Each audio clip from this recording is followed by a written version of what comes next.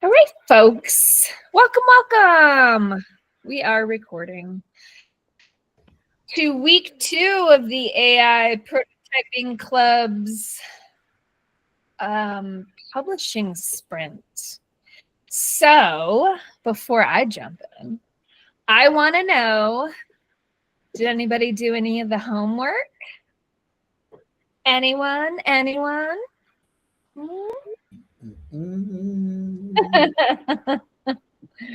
That's all right. That's why it's all in. I did some homework things. Oh, let's hear. Please share. I've done quite a bit of practicing with the I not necessarily recording. I did a little bit of recording of of a segment. I did get off on a new idea that's just formulating, but on my daily writing, I fell back on dictation quite a bit through Word, and I was knocking out my words pretty quickly through that. And uh, I know you had talked about just doing a straight recording and getting a transcribe, but the word dictation seemed to work pretty good. Hey, Yep, that's fine. whatever gets the job done. Yep. Honestly. That's kind of where I was at. Yeah. And I reviewed your material. That's good. I have to go back and get my load up some of my older material that I have on A drives and stuff before I can start categorizing. But that's kind of where I'm at now. Well, luckily now, going back and grabbing stuff from the old days, we can dump it into this AI goodies so that it can help us organize. So that's actually something I'm going to chat about today, for sure. Good. Anyone else have anything to share or want to share, or holding any floor space for anybody?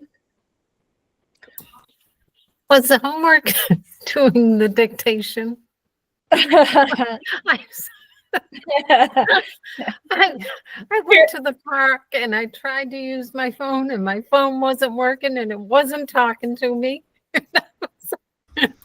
The main thing you wanted to do from last week, if you didn't, you want to do for yourself, which is really get some kind of project documentation set up in place so that you don't lose, even if you don't get transcribed, or even if just a place to locate the dumping. That's the most important thing right now, is some kind of folder, whatever you use, whatever your space is, however you track stuff, there has to be a way, because this gets really messy really fast. So the main thing to work on is, even if you're not like, I am publishing this year, even if it still feels really far off, having this organized documentation is going to help you over time figure out where to put stuff. So that was the main assignment from last week. So if you haven't done that, do gift yourself the time to do that, because it makes this project possible now or in the future. Otherwise, you're just like, oh my God, where is all that stuff? And then you have to go find it. It's chaos. So that's it. That was the main thing. All right. Okay, I did it then. Oh, look, see, it was simple. I don't make things hard.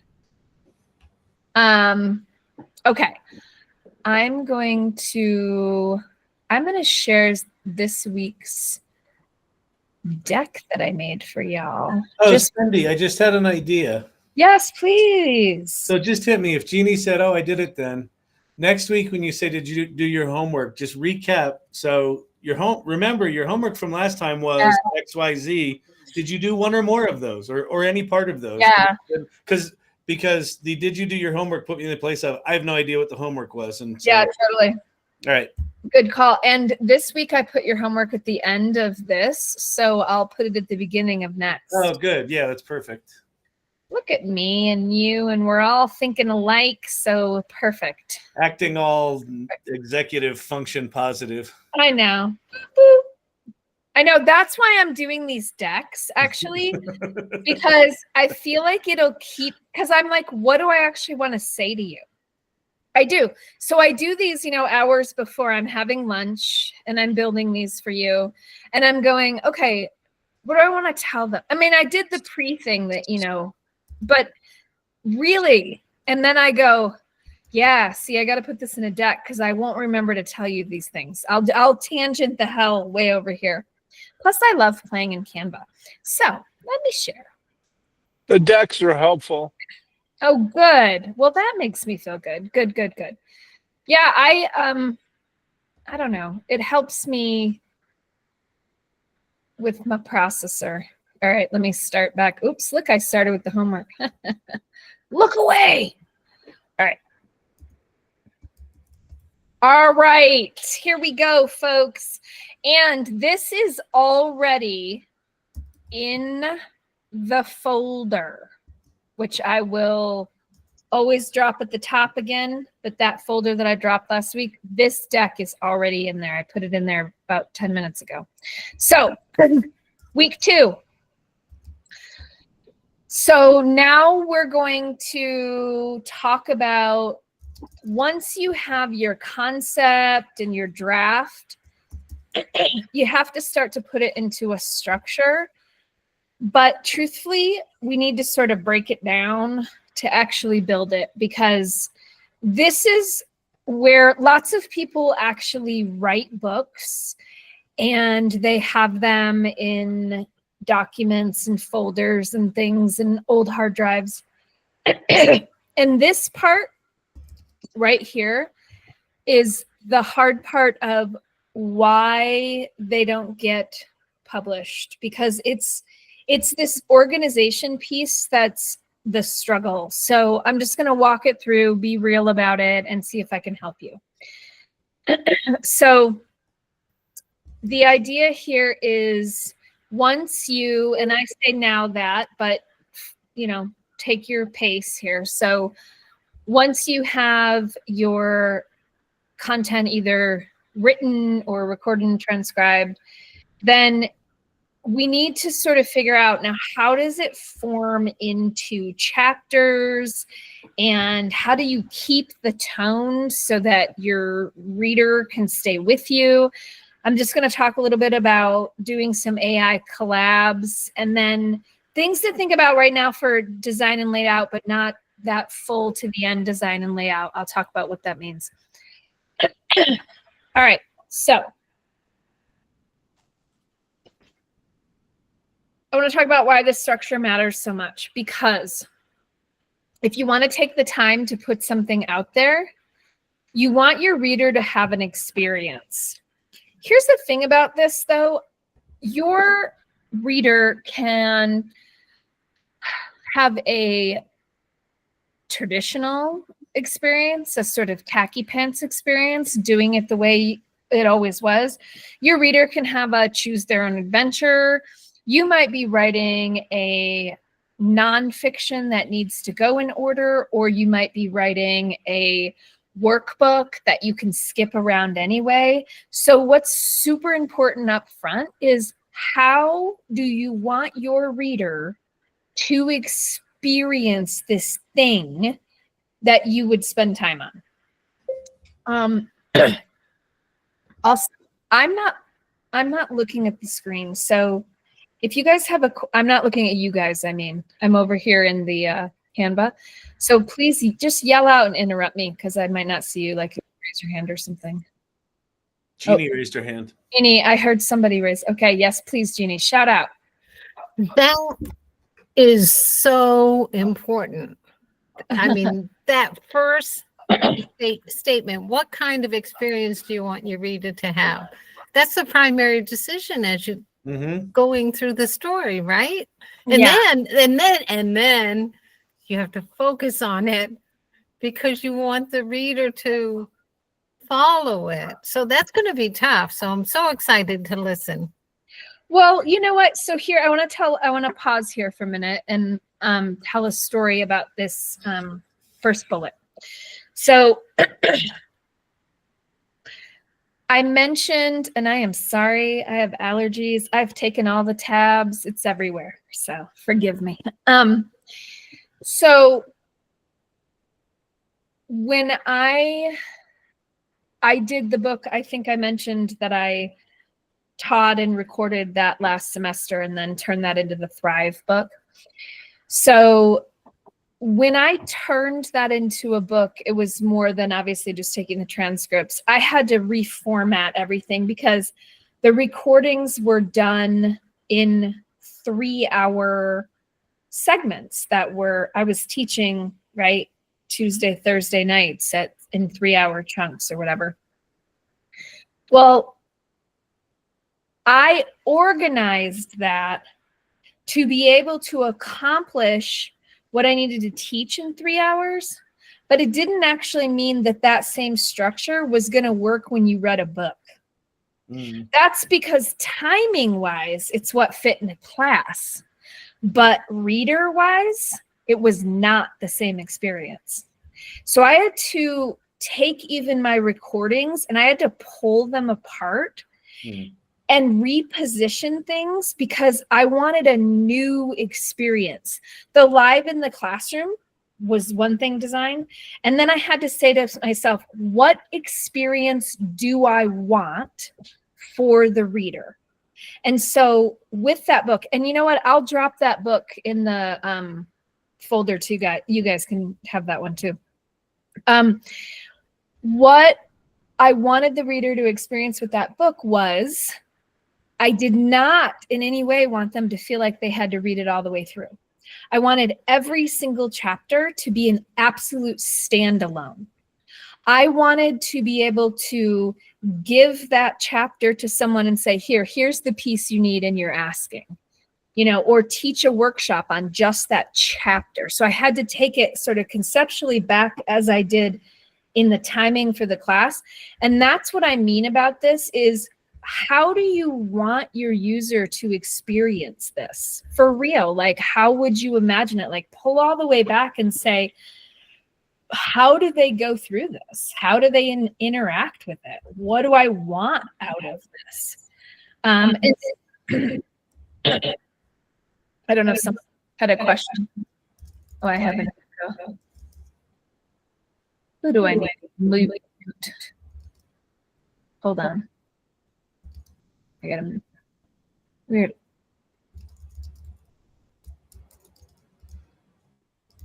Is it Kyle? What? No, it can't be. That's weird. Okay, I think it's over. All right. I guess everybody's muted now. There was just an echo for a second. So, yeah, so I'm glad you brought that up because that's what I'm referring to is you really got to think that through and you get to decide. How do you want them to walk through? You're the picker. You get to choose. So think that one through up front.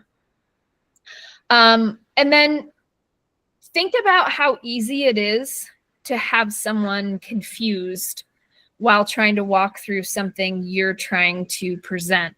So I'll share with you one of your homework things is once you have some content put together and you begin to organize, you want to have people review your stuff. And you want to hear them if they say consistent things like, I don't know, this part was really confusing. Well, then it is. Because if that's the feedback you're receiving, I mean, unless it's somebody that you let them read it and they're like, I don't know, I don't understand anything. And it's a them problem. But I mean, if you consistently have people saying, oh, this was great, this was confusing, or this seemed out of place, hear those pieces and try to rework that. That's what that's about. Because if you do it right and you organize in a way that matches what you tell them is going to be the experience, you take them on a wonderful journey. So that Thrive book, it says right in the beginning, don't read this all the way through. That wouldn't be appropriate use of this book. Pluck out the pieces you need. So then the user is really excited to get to the chapter that they know they came for because it fulfills what they need. So that's what that is. The other thing about really sticking to some kind of structure. And I'm going to talk about, kind of structure in a minute here, but having a structure sets a tone of what you're trying to do. Example, if you are building a workbook and you want the user to have a very specific outcome at the end, which is, I want them to understand this concept, and I'm going to test them by doing worksheets or activities, then you're setting the tone by saying, I want you to have this proficiency at the end, right? One example. If you're writing a fiction piece and you say, at the end, I want it to be a feel-good romance love story, then you have to set the tone at the beginning and with all of your elements so the reader has an understanding of what is your agreement. So this tonal stuff comes to them as a agreement, almost like a contract between the two of you, by you expressing through your structure and your tone right away, this is what to expect. This is what the outcome will be. And this is really, really important because people who use and read your stuff, they become customers. That's how this stuff works. And so if you're trying to set up a particular market, get a particular client, that kind of thing, build it in. That is the point. Don't waste time and energy going in some other direction. Go right for your target audience that you're trying to get as a client. Because again, you are not going to sell 1 million books. I hope you do, actually. I should take that out of the universe. Let you sell millions. But I want to also be realistic that you should be using this as a calling card. So, all right. So that's the, landing the message. Like, make sure you know what you're doing this for. Again, I mean, we talked about that last week, but it's like, what is this calling card for? What kind of work or outcomes or opportunities are you trying to get?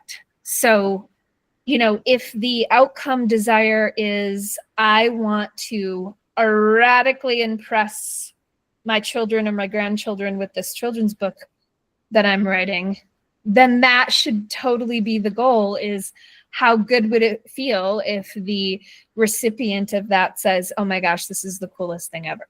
So that's what I'm referring to when I say, building the container that really helps you land the message you want to land. Okay. So now this is back to, that project documentation folder that I was mentioning. That if you haven't built that, do build something, a Google Drive, a something, a whatever, just to help you organize, because this is never going to get done if you have to run around and find stuff. Trust me when I say. Okay. Sorry. An ice cube came through on that one. Okay, so you've got your project documentation folder. So one of the first things, once you have done the stuff from last week, which is, let's say you have everything written or everything recorded and transcribed and your hygiene and you're all cleaned up and you're totally ready to go, you've done it. Now you need to create an outline so that you can really imagine what is going to happen with this. And you can actually do this now, even before you've done the writing or recording. Creating an outline can also really help you figure out, well, what are all the key things I want to talk about? I mean, for me, doing these kind of decks help me do exactly that. Like, what are the key things I want to include, So it's like back to school, right? Where they're like, start with an outline. You don't need to do all the rigmarole of like the outline like that, but just for yourself, just even bulleted sort of what it can help is if you have these subjects that you can then move around and say, oh, actually the order of this might be better if I put it this way or that. That's how an outline really helps you start to imagine where you could possibly take this project. So there's that.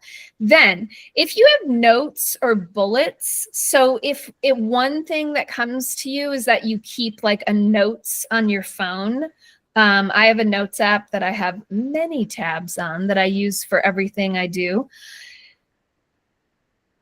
A good rule of thumb is if you take bullets on an idea for a project like this that you could potentially put out into whatever publishing format, those bullets often become your headers and your subheaders. So don't lose sight of what you're jotting down. Because if it's the overarching idea, it often becomes, you know, the chapter head or subhead. So I want to note that those are things to really pay attention to, because if your mind said, oh, I'm just going to jot this, you know, this phrase down, it's often it stays that important that you should keep it as your chapter header or subheader. And then the other thing to start to work on is writing out your table of contents. Even if it's not what you end up using, it again, like the outline, helps you just frame the project to sort of think about, oh, well, right, if I'm going to put that in, this is probably important to have this as a chapter too. So a table of contents is just a really cool structuring, organizing tool to make you think through, like, well, what are all the things you'd want to include in this project? And then, you know, my little note there at the bottom is just label everything inside of your project documentation so that it just makes it that much easier for you when you go to do this. Okay, so now I want to talk about, you have everything, and now we're gonna, you know, you've done your outline, you've got your table of contents, which means you really understand your flow of how it's going to go in your chapters. So once that, and you can always move everything around, but give yourself a starting point. So then you want to think about building out chapters, and that can mean anything. I mean, a chapter can be as long as it's short as you say it is. It interrupts the content whenever you say it does. You have a lot of control over when you're, you know, breaking things up into chapters and what that's based on. And it's going to be different based on fact or sorry, if it's fiction or nonfiction. But the thing to think about is back to your user experience. So is the structure, is the way that you're breaking up the flow of the chapters going to make the most sense or be the most delightful experience for your user? So just think about where you're pausing, what you're putting together in each chapter based on how are they going to experience that? Is it going to be abrupt? Is it going to have flow? Is it going to seem like something's missing? That's one of the other things you have to ask other people. Does everything feel like it's in its right place? So then you want to think about, you know, are you matching the overall tone to what you said you would? So what I mean by that is, if you said that this was a choose your own adventure, are you speaking in that language that you're still vibing in that space and using that kind of, those kind of words, that kind of tone? Or have you suddenly veered off into business town khaki pants? So make sure that you're constantly using language that's directed at the person you would want to be your key user for this. It is very highly likely that, especially if you are recording and then transcribing, even if you do then do your hygiene and you organize, it is very highly likely that you will meander, because that is how these things work. So you can do two things if you find yourself with content out of place. You can either cut it, rework it to fit because you must have thought maybe there was a reason it went there, so kind of edit into place, or completely move it to a different section or create a new section for it. So that's something that's really important too, is writer's creep. When you kind of get off on a tangent and it seemed to make sense, but you didn't quite tell the reader entirely wrapped up in a bow why we went in that direction. That's one of the things that can cause your reader to get really lost and confused. And even if you feel like you're going off in a tangent, you could say in big bold letters, stick with me for a minute, I'll get there, just like you would conversationally, and people will follow you and go, aha, I see. So those are little cues and things just to keep in mind. All right, and then, use AI to help you through this. So I am a terrible namer. I really am. I have no skills at like naming things. It is just my work, because I don't actually care. It's like, that's good enough. It's fine for me. Really, I just, so anytime something has to have like a name, a headline, a title, I am so damn grateful for AI now, because now I just go, give me 25 options, and then I just have things to pick from. So that's the other thing. We have AI. That's what it's all about now. So also, don't get caught up in like, oh my God, what should that chapter title, headline, subhead be? It's ask AI. When you're done, if you don't know, put your chapter in there and get some support. Same thing with like, any kind of transitions. If you're struggling from chapter to chapter because you need to have a flow, get AI to help you, because that's not stuff that's really natural if you're not, totally trained in writing. How do I transition from here to here? So that's one not to use your brain on. Get the AI help for sure. All right. So here's a good rule of thumb, that if you can imagine by jotting down or recording your thoughts or putting bullets in your notes app, what an introductory chapter, and all the time I'm going to say chapter or sections, because some people are doing workbooks and other activities like that aren't always appropriately called chapters. So just know that's what I'm meaning. So if you can imagine the opening introduction, what would I say to my reader, to my user of this? What would I want them to know? That's all that tonal stuff. What would I want them to understand? And then how would I want them to close? So what would I want them to walk away with? So what's the expectations up front? What do I want them to leave feeling? And if you can get those two chapters really bulleted out and, is kind of as much out of you as you can, then you can work on filling that whole middle. But having the bookends will completely help you get this project moving, because then your brain will start to fill in the stuff. And, then it's just about organization. So there's that. And then if you have, notes, ideas, not just your notes app, but other things anywhere, if you have books around with sticky notes on them that are related to this, now is the time to start to use your project documentation, because you might already have much of what you need for your chapters or your sections with the stuff that's around you. I mean, that goes back to that content remix book that I put in the folder of like, you have stuff all around you you've probably created that you can begin to pull together. And I mean, literally with AI now, man, if it's on sticky notes or book pieces or quotes you want to pull in, you just take pictures and start to have it transcribed for you. So we have EasyTown now. All right. So let's talk about AI assisting your project. So I think everything you do right now, that for this project, for this publishing project, whatever you end up doing, you should feed the content into whatever AI of choice you're using.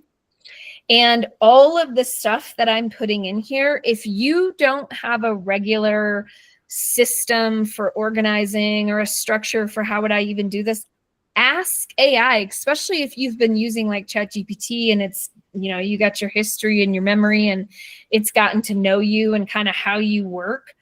That's the beauty of what is the AI collaborator right now, because that's what I think is going to help people see these projects through, is getting help with structure for you that works best for you, because I'm sharing tips and things that I've used that editors have given me or I figured out myself, but I don't know, everyone's different. So I would get the AI to be helping you along. Also, use AI to help you organize the chapters and sections. So even if all you did was do all your recording and then dumped it into transcriptions, not even hygiened yet, just dumped. And then you PDF dump those into, you know, the AI of your choice and said to it, okay, take all of these and start to, you know, thoughtfully review it to help me think about chapters or sections, and start with that. And it will begin to do that for you. I mean, don't shy away from the support that AI can bring in this space right now, because it's too much to push away. And then once the chapters and section or slash sections are kind of filled out for you with the AI support, then you can go back in and you can start to dump your stuff in and organize. And that's why it's good to start to then make those documents that are per chapter, so you know where you're moving and copying and pasting and pushing stuff from. And then once you have that, what you can do is go back and you put the chapters back in and you say, hey, AI, this is chapter 1 and this is chapter 2. Give me a transition or find content gaps between these two that I could use as a transition, or is there anything missing? Those are supreme use of AI that will help you so much, because it's those parts that if that's not your brain's jam, let the AI do it. And then also I wanted to mention, if you are working on any kind of workbook and you have your content cooking along, but workbooks really do need activities, so exercises, things like that in there. But obviously use AI to help create all of those, and then you can just structure them to fit your exact content. Okay, so any questions? Before I jump into this next one, I'm going to take a sip. Okay. All right. So when I say design, layout, prototyping, I am talking about in the prototyping sense. So this week, I'm not going to jump into the actual formatting. So even down at the bottom, our little character here is dumping out of her cup. Do not worry about formatting at all. We will organize that next week. So don't think about actual formatting, because there's an actual way you have to format. So it's not worth thoughts right now until we talk about that later. But here's what I want to talk about is starting to get comfortable with a place. So I wanted to mention two things. I'm going to show you next week how to upload to Amazon's KDP, and they accept in two ways. One is this first bullet, which is you can upload a PDF, and I said Canva because that's what I use, but you can create a PDF in anything and upload it, or you can upload a Word file, and you can have a Google Doc to download, save as a Word file for you. So my recommendation that I wanted to say this out loud is, if you are doing more of a workbook with a lot of images and some fill in the blank stuffs and boxes and lines and things like that, you might want to do more of a PDF. I would also say do a PDF, because the thing about that is you can make that PDF, you know, clickable away from KDP. But if it's mostly written, meaning it's a fiction book or it's a business book that's mostly written, you can have a few graphs and charts and infographics and things, but don't worry about the PDF. You're going to then do it in a Google or Word. And next week, I'm going to show you that the PDF gives you the exact formatting you have to dump it into. So there's very little you actually have control over the design unless you're doing a PDF anyway. So think about that. Is it going to be mostly written? Are you going to need to do it in PDF? Those are important beginning steps. And then you really want to start to create something so you can start to talk with folks about it and, you know, dump some stuff in a file and begin to sort of mess around with it and move some stuff around. And then start to create what would go with it. What kind of images, infographics. I mean, with the new Create Image in ChatGPT, I mean, you could literally put a notes or chapter or whatever in and say, make me an infographic. And you would instantly have one that you could use in your book that has the correct spelling now and everything. It makes charts. So that's the other thing that can lead to what else do you want to put into your book, is if you start to just mess around with what would the visuals be, that can also often help springboard into more writing, more information pieces that you, I don't know, might want to include. All right. So I want to talk about pull quotes with your own stuff for a minute too. So once you have a bunch of writing done, transcriptions, go put it into AI and ask it to pull quotes by you, so that throughout your book, you can have pages that are kind of blank pages like this, that just have a simple graphic or something that has a quote in it by you, so that you can start to claim areas. If you're doing a workbook or a business book, this is really a good idea to do. And if you're doing more of any kind of fiction piece, then do this for the character, because you're going to want to use this in the thing we do 2 weeks from now for promotional stuff. So having these pull quotes, it's another really great thing to spend time putting your work back into AI to see what comes out of it. Okay, and then I mentioned this a bit already. So, you know, start to work on some images, because it'll help you think about what else should be in there, what's missing, how do you need to add images or any kind of visuals to express, especially if you're doing a business book or a workbook, you're going to need more visuals perhaps than fiction. All right, all right. See, I put your homework at the end. And I'll put it at the beginning next week. So this is, if you're cooking along, if you're here and you're just vibing and you're listening, don't worry about it. Just keep enjoying, and then you'll have these materials for when you're ready. But when you are ready and you start to have stuff, one of the things you really do need to do is get some friends who can read through your stuff. And you have friends in here. So, you know, don't be afraid to ask. That's part of what we're all here for. Because sometimes just getting those suggestions or those one or two things of like, here's what you could add or change is like the key thing that you're like, oh yeah, it's just what I needed to hear. And when folks generously give you feedback, it's just going to make whatever project you're working on, oh, get some, you got them. We're in here. We are your friends.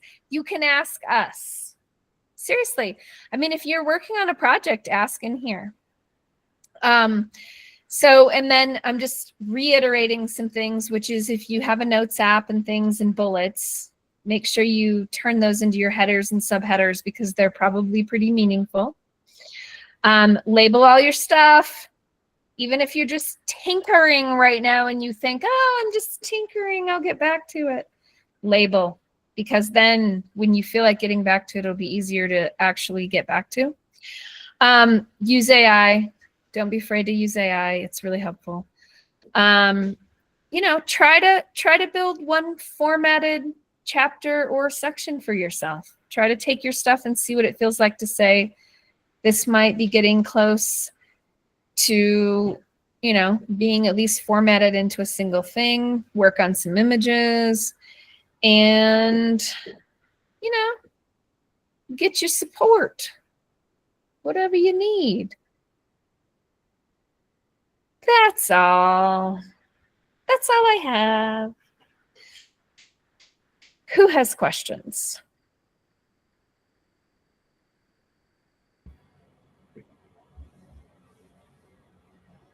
Anyone? I don't have any questions, but good job.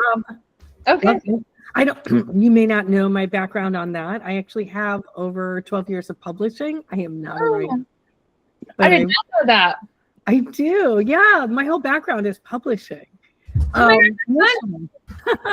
So I was following along with my publishing hat on going, oh, this all makes perfect sense to me. Applied to AI. Yes, absolutely. Yay. Yay. Yes. Well, I think I've spoken with Kyle about it. I used to work in all those .com magazines. Oh yeah. Yeah. Me too. Not all of them, but I mean, I did the raggy stuff. I did. Yeah. I did the Industry Standard, Business 2.0. Yeah. And then a bunch of other fun ones. Yeah. Fun. Fun. Oh, Serena, you have your hand up. Yeah. Yeah, I know. Excuse me. I don't really have a question. I just appreciate you taking us through this. I think I've always wanted to write a book or two. So just the fact that I've set aside this hour every week for 4 weeks, even if I'm, if I'm being honest, I'm multitasking and having my lunch and listening, but I'm stopping to think about it. And it's given me ideas because I really do want one of those books to be a non-fictional book about my mother's family. And my mother had 10 siblings and none of them are here. But, you know, she's got sister-in-laws who are still here. And I'm thinking, how do I interview those aunts? You know, how do I make it easiest? Because they're both on social media and they both have telephones. And I really do want to capture information from them. And I think they'll enjoy it because I know when I sit down and talk to either of them, you know, them sharing memories, it's enjoyable for both of us. Yeah. So I do appreciate you doing this because I'm always thinking about the things I want to do, but the fact that I put this in my calendar and I've set aside time for it is super helpful. Thank you for gifting to yourself to give you that time. And, you know, I would immediately, when you were talking, I was thinking you should go into whatever AI you use and say, you know, act like a historian and create a series of interview questions that I could ask and, you know, just get it to get the party started for you and then edit that and then just ask him and just tell him you're working on a fun project, but just get the party started. You probably won't even get through all the questions because I would imagine once you get folks cooking, I think you're right. And I think I could also, now that you can send text messages, you can schedule them. Mhm. I could schedule a text message to go every day or every other day out to an Yeah. aunt. Yeah. And not only would I be making contact with them, but it wouldn't just be the hey, how you doing? And either I'm fine or oh, this thing hurts in my body. Because Right. those are the conversations we end up having. Yeah. It could be, hey, how are you doing? Do you remember back in 1965? Blah blah Yeah. blah. Exactly. And you start to collect that stuff. And you know what's really fun about that is then you use their pinpoints like that, and then you fill in what you know from your own stories. I mean, how cool is that? Yeah, I'm loving the idea more and more. And I think if I start gathering information now, in the summer when I have even more time, Yeah. those will be really good times to either sit down with them in person or at least on a Google Meet and just, have a conversation and, have a note taker. So I'm not so busy taking notes That's right. that I'm not in the conversation with them. Right. Yeah. Record it in some way so that you can Yeah. deal with don't do that work at all while you're, No. because no. you won't be able to be available to sort of say, oh, and more about, and pay attention. So Yeah. cool. Yeah. Right. Well, Yeah. good. I love somebody having a focus on a project. Anyone else? Questions, comments, project ideas? Anything? Anyone? I was thinking this just because I tend to get overwhelmed with so much going on every day, something new in the world of AI or whatever, that thinking about, for example, I always think of myself as not a writer, but that is not true. I had a blog and I used to write. But maybe thinking in the smallest bit too, it could be as simple as a carousel on LinkedIn or Substack or something small. It doesn't have to be some 300-page novel in order to make it worthwhile content. I mean, when I think about my days of magazines, some of those, 600-word one-pagers, or just even a small little section of it is still good content if you have a focused. So and think of it in smaller chunks. If you can't you don't have a screenplay or a large novel, you can have the ideas and maybe write about it. My yoga teacher is working for writing for Yoga Journal, which I actually worked at Yoga Journal too for a couple of years, and she's been writing articles. But even if it's like a few things and then there's screenshots with poses, it could be, her thing could be a 600-word article of how did I do the yoga, but it's still a topic that you could go walk and talk and come and organize and do. Yep.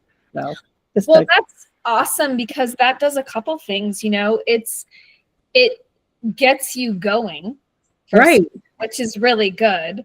And then it also helps really start to funnel your lens, what you want to talk about, because I think that is part of what's hard is all of us right now are like, oh my God, well, sure, I could write like 4 books. My God, so many thoughts going through my damn head. But doing short form writing, oh my God, hold on a second. My phone keeps ringing, y'all. I got to go. One moment. okay. Well, I was just thinking that too. Yeah, I mean, I think the short form content does work. And I think the other issue could be what Kyle mentioned a while back about not feeling like an artist, that whole artist thing. And I used to have that. I'm not really a writer. So, yeah. And I mean, for real, I've worked in publishing like a good first half of my life. And I always thought I'm not a writer. And then I finally got forced into managing like social content and, well, not really, but like it just kind of happened. And then I started writing blogs and it's like, okay, maybe I am a writer, but it's just that very thing, which is, okay, what's the topic? Let's really focus in on that instead of having, I know my ideas can be all out there, but pick a topic and just write to that topic and just kind of get more used to the idea, okay, maybe I am a writer. Even if it's not a novelist, I could at least write a blog. So anyway, for anyone here who has that, you know, those fears of I'm not really this, I'm not an artist, I'm not a Well, writer. You know, related to that, Suzanne, I think that's a good thing. Like one of the things that doing the live every night has given me is, you know, I'll just go to demo something in the live, and then 2 hours later, you know, I'll have an idea for a musical, or have an idea for a book, I'll have an idea for whatever. Another way to maybe let yourself off the hook, Serena, you know, for you in particular, if you're like, you know, I've always thought about writing, take the pressure off that you've got to publish something, but maybe just like, maybe write 4 books in the next 2 weeks. Mhm. And just like generate an outline, and then, you know, go through chunks of the outline and then populate them, and then just go, okay, there's a book done. And just like Yeah. write 4 books, and don't even worry if they're good or not. Like literally just let them be garbage and go, okay, Yeah. there's no pressure. And then you go back and look at them and go, hey, that second one's actually not bad. Maybe there's one of them in there where you go, you know what? I actually want to refine that and put my voice in that, or something like that. Like there might be just an exercise to just experience the power of just getting the idea out of your head and in a form that feels intimidating, because you can get it in that form in an hour. You know, Kyle, it's interesting you mentioned that, because I've been having trouble, you know, with I write a lot for my job, Right. and I felt like the past few years I was always behind. Mm-hmm. And I finally had somebody say to me, you don't need it to be perfect, you need it to be done. Right. Exactly. And I was always trying to like go Yeah. back and edit and make everything good and the best I could do. Yep. And I would struggle, and the work would stack up, because I'd have to move on to the next thing while these other 7 things weren't finished. And it feels so freeing to just get it done. And so that's exactly kind of what you're talking about. Just do it, the Yeah. whole Nike thing. And even if no one else ever sees it, I'm still an author. I'm still writing. Yeah. And you're right. I may look at one of them or more of them and say, that's something I want to put a little bit more time into, because that one's got some bones to it. Yeah, I agree. Well, that's exactly what this is. It's prototyping. Yeah. You know, I mean, we're supposed to be just prototyping. You know, no one's hitting the publish button at the end of this. And it's just, here's how you could when you're ready. But, you know, you're not going to do it in 4 weeks unless you're Adnan and Brian. But for the rest of us, we need a little more time. So, yeah, I mean, think about it like prototyping. And, you know, I use prototyping in all of my work. And the reason we call it prototyping is because we want people to understand these are sketches of understanding the concepts. Yep. They are not the final product. I'm not a product builder. I'm a prototyper. And you know, there's also, like, for every prototype I show someone in my company, there's 10 or 15 I don't show anyone. totally. Oh, yeah. You could take the pressure of, even no one has to see those things you write. Right. Like, take that pressure off yourself. Say, I'm going to write 3 before I even consider telling anyone I did it, much less showing them. Right. Oh And my then, God. like just keep removing the expectations of perfection down to the point that it's like, my goal is to create the fastest, shittiest book I could put. Like, I want an award for the shittiest book on the planet. Yeah. And write that one. And then Yes. write one that's like an F-. Yes, I'm here for this. That's exactly right. It's like, get it out of you. Yeah, just get it out. Get the idea out. Out and just have this sort of experience of just dumping all the stuff. And, you know, it's funny you say that, Kyle, too, because I have a Google Drive that is inside another drive inside a folder, right? That I use constantly, that if I'm working on like an article for Medium or something like that. Can I tell you how many articles are in there that will never, Yeah. ever be published. And there's probably something decent in there that I'll pull out, someday later. But it's just really important. Like, I'll have these ideas and I'll just be like, and it just like get it out. And then I'll always sleep on it. I know not to publish right away. And then I'll read it like, a day or two later. And I'm like, well, I'm glad you got that out of your system, but I don't think we're quite going to go public with this. But it's the abandoned ship of the stuff is just as important as that stuff that I feel like is worthy, though, because it gets shit out of me. Otherwise, you're blocked. Yep. So. And there will be, when you do that, there will be a thing where you go like, you know what? This one's good. This one I'm going to take to the, oh, you know what? This one I'm going to share with someone. Yes. And then share it with us first. Yeah. No, for real. I mean, and that's the thing, you guys, you should be using us, sharing here. That's part of the point, is like safety. You can see if it's like, I mean, I may not be able to read your like 800-page book in like a week, but She'll put it in ChatGPT and run a summary out of it. I sure will. You know what, guys?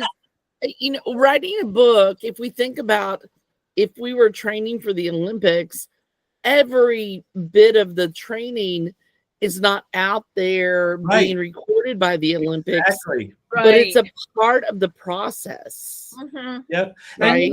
And you now have these super tools where the drudgery of the process just got a lot easier.